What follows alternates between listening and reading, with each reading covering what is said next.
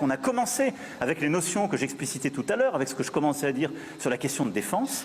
Il doit être radical sur la possibilité d'une prospérité européenne et française, sans naïveté. Et c'est d'ailleurs le seul moyen d'être respecté par les Américains, les Chinois et les grands émergents. Aussi longtemps que nous leur tiendrons un discours qui est le contraire de ce qu'ils font pour eux et chez eux, nous serons vus comme les grands naïfs de l'histoire. Et donc au fond des gens qui sont déjà en train de disparaître. Ils savent qu'on est déjà en train de vieillir, que nous ne produisons moins qu'eux l'énergie, que nous l'achetons plus cher.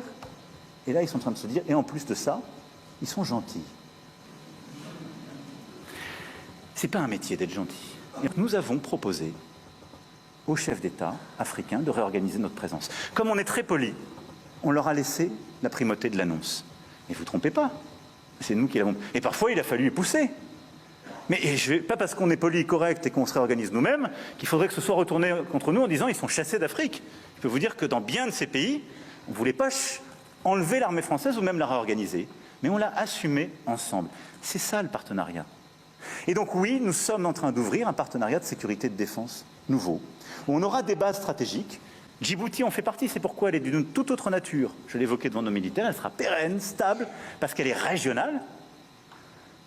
Et on va demander à nos partenaires de savoir exprimer leurs besoins en termes de défense. Mais on va faire plus de formation, plus d'équipements, plus de renseignements, plus de contrats aussi dans la durée de défense. On va qualifier la menace avec eux.